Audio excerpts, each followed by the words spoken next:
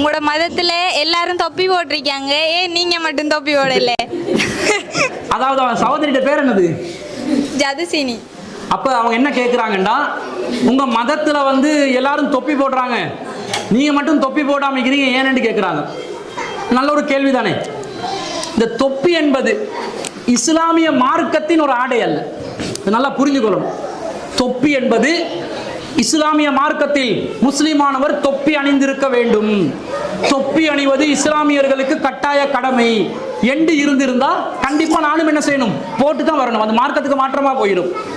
ஆனா அப்படி மார்க்கத்துல நபிகள் இறைவன் திருக்குர்ஆன்லயோ எங்களுக்குரிய கட்டளைகள் எல்லாம் குர்ஆன்ல இருக்கும். குர்ஆன்ல எந்த இடத்துல முஸ்லிம்கள் தொப்பி அணியணும் என்று இல்லை.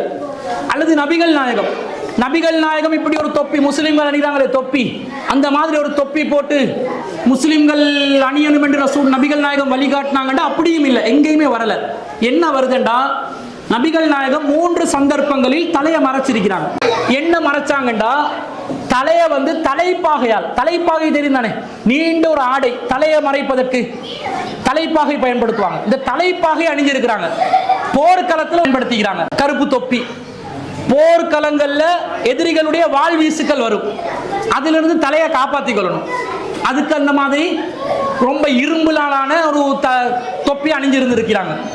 தலை அந்த காலத்தில் அரபிகள்ல தூசுகளுக்காக பாலைவனத்தில் பயணம் செல்லும் போது தலையை மறைச்சு கொள்வாங்க. இன்னைக்கும் பாருங்க, பாலைவனத்தில் தலையை மறைச்சு கொள்வாங்க. இந்த ட்ரெஸ் கலாச்சாரத்தை நீங்க எடுத்துக்கொண்டா, நாங்க வந்து ஷர்ட்டை இந்த அளவுக்கு உடுப்போம், கை நீட்டமும் உடுப்போம். ஷர்ட் நம்முடைய இடுப்பு வரைக்கும், இடுப்புக்கு கீழே வரைக்கும் இருக்கும். அரபிகளுடைய ஷர்ட்டை பாருங்க, கீழே கால் பாதம் வரைக்கும் தொங்கும். காரணம் என்ன தெரியுமா? அவங்க ரிலாக்ஸா இருக்கணும் என்று விரும்புவாங்க. எல்லா இடத்துலையும் காத்து பரிமாற்றத்தோட இருக்கணும். இறுக்கி அணைய மாட்டாங்க. ஏன் தெரியுமா? அணிய மாட்டாங்க. காரணம் என்னன்னு சொன்னா, அந்த வெயில், அந்த வெப்பம், அதை ஒத்துக்கொள்ளக்கூடிய ஒரு தன்மை அவங்களோட ஆடையில இருக்கணும். கோட் சூட் அடிச்சு ஒரு அரபி இருப்பானா? ஏன் இருக்க மாட்டான்?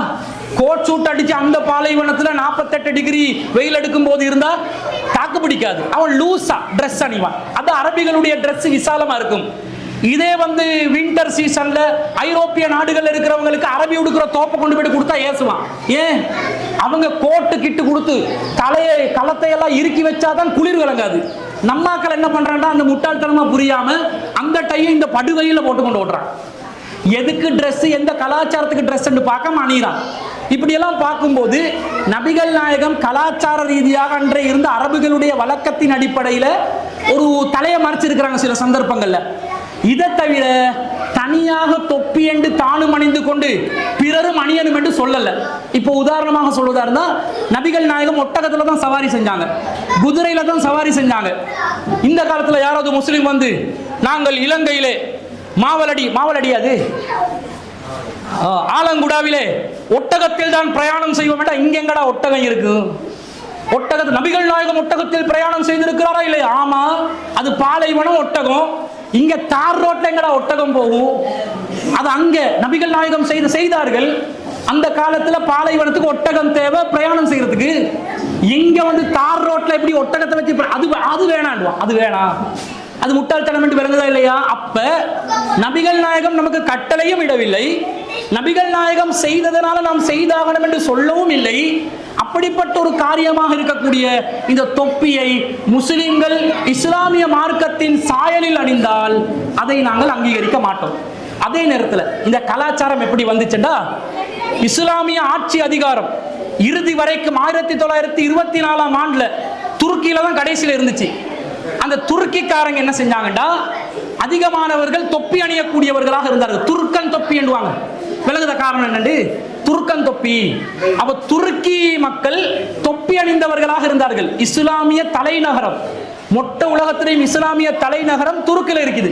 இப்ப துருக்கிக்காரங்க தொப்பி அணிகிறத பார்த்து நம்மாக்கள் என்ன நினைச்சான் தெரியுமா?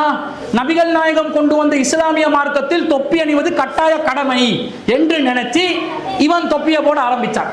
ஆனா இதுக்கு மாற்றமாக நபிகள் நாயகம் சொல்றாங்க, நீங்கள் இறைவனை வழிபடும் பொழுது உங்களுடைய தலைமுடி இறைவனை சிரம் பணிவதற்கு தடை ஏற்படுத்தி விடாதீர்கள். தலை முடிய நின்று என்ன செய்யணும்? இறைவனை சிரம் பணிய வைக்கணும். நாங்க சிரம் பணிஞ்சு வணங்குவோம். யாருடையும் காலில் வணங்க மாட்டோம். பெற்றவர்கள்ட்ட கூட காலை வணங்க மாட்டோம். பெற்றவர்களை கூட வணங்க மாட்டோம். மத குருமார்களையும் வணங்க மாட்டோம். யார் எந்த மனிதரையும் வணங்க மாட்டோம், மதிப்போம், வணங்க மாட்டோம். ஆனால் கடவுளை நாங்கள் வணங்கும் பொழுது நம்முடைய மொத்த அறிவும், பகுத்தறிவு உட்பட நம்முடைய ஆறறிவும் இருக்கக்கூடிய இந்த தலையை நாங்கள் தரையில வைப்போம். இறைவண்ட கால் பாதத்துக்கிட்ட வைக்கிறோம் என்ற எண்ணத்துல வைப்போம். வைக்கும் போது நபிகள் நாயகம் சொல்றாங்க, உங்களுடைய தலைமுடிகளை இறைவனை சிரம் பணிவதற்கு லேசாக விட்டு விடுங்கள், அதை தடுத்துறாதீங்க. சில பேர் அந்த காலத்துல முடி வளர்த்திருந்தாங்க, பார்த்திருப்பீங்க. இந்த டாசன், ரொபின் ஹூட் எல்லாம் வளர்த்துருந்தாங்க. அந்த காலத்து மக்கள் அந்த முடி வளர்க்கறது ஒரு அழகு ஆண்களுக்கு. அந்த இப்ப கொஞ்சம் பேர் வளர்க்குறான். அதுக்காக ரொம்ப ஓவரா இடுப்புக்கு கீழே முடிய வளர்த்தாண்டு அது வேற மாதிரி போயிட்டு இருக்கும். ஒரு அளவா வளர்க்கணும். அப்ப அந்த காலத்துல என்ன செஞ்சாங்கன்னா, இந்த முடியை வந்து இப்படி கட்டி வைப்பாங்க, ஒரு பொனிட்டேல் அடிச்சு வைப்பாங்க ஆண்கள் கூட. நபிகள் நாயகம் சொல்றாங்க, தொலை வந்தால் அந்த பொனிட்டேல என்ன செய்யுங்க, அவிழ்த்து விடுங்கள், உங்களோட தலைமுடி கூட தரையில விழணும் என்றாங்க. அப்ப தொப்பி போட்டா கட்டின கொண்டே கூட அவிழ்த்து விட சொல்றாங்க. யாருக்கு? ஆண்களுக்கு, பெண்களுக்கு அல்ல, ஆண்களுக்கு. அப்ப எப்படி தொப்பியை போட்டு இந்த தலையை வந்து தடுக்கலாம்? இஸ்லாமிய மார்க்கத்தின் தொப்பி என்பது ஒரு வழிகாட்டலா இருந்தா, இறைவனை வணங்கும் போது போட சொல்லிக்கணும் நபிகள் நாயகம். வணங்கும் போதே போட சொல்லல, சும்மா இருக்கும் போது போட சொன்னா இஸ்லாத்துக்கு வந்துக்கும் சம்பந்தம் இல்லை. ஒரு கலாச்சாரம் என்ற அடிப்படையில் துருக்கிய கலாச்சாரத்தை நாங்கள் கடைபிடித்து வருகிறோம் என்று நினைச்சு யாராவது போடுறான்னு வைங்க, அதை நாங்கள் தடுக்கவும் மாட்டோம். விருப்பம் வேண்டா போடு, ஆனா எப்படி போடக்கூடாது? இஸ்லாத்தில் சொல்லப்பட்டுள்ளது, நபிகள் நாயகம் போடுமாறு சொல்லி இருக்கிறார்கள். எனவே தொப்பி போடுவது கட்டாய கடமை என்ற எண்ணத்தில் ஒருவன் போட்டால் அது மார்க்க ரீதியா தப்பாகும். ஏன் விருப்பம், எனக்கு அழகா இருக்குது நான் போடுறேன்னு ஒருத்தன் போட்டா அதை தடுக்க போக மாட்டோம். அது வந்து அவனுக்கு அவனுடைய சுதந்திரம், தனி மனித சுதந்திரம், அந்த சுதந்திரத்தில் விட்டு விடுவோம். ஆனா எக்காரணத்தை கொண்டும் நான் தொப்பி போட்டதுக்கு பரவாயில்ல, வேற யார்டையும் தலையில தொப்பியை போட்டக்கூடாது. முஸ்லிம்களுக்கு ஒரு கெட்ட பேர் இருக்குது, திரும்பி நடத்துல தொப்பியை மாத்திடுவாங்க. அந்த மாதிரி தொப்பி மாத்துற வேலை, அடுத்தவனை ஏமாத்துற வேலை, அடுத்தவன கூடிய கெடுக்கிற வேலையை முஸ்லிம்கள் செய்யக்கூடாது. இது மேலதிக தகவல்.